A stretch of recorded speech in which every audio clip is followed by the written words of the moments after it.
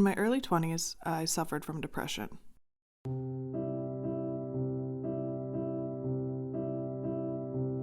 It took me several years to reach out and get the help that I needed. In 2017, I used about half of every paycheck I earned to pay for therapy. It wasn't easy, but it was the best money I ever spent. I am a happier and healthier person because of it.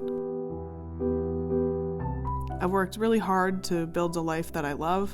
I wake up most days excited. I have amazing people around me and I love what I do. But every once in a while, even when things are going perfectly well, those feelings come back. Now that I'm equipped with better ways to cope, it doesn't normally last longer than a few days, but during these times, it can feel nearly impossible to do much of the creative work that I do.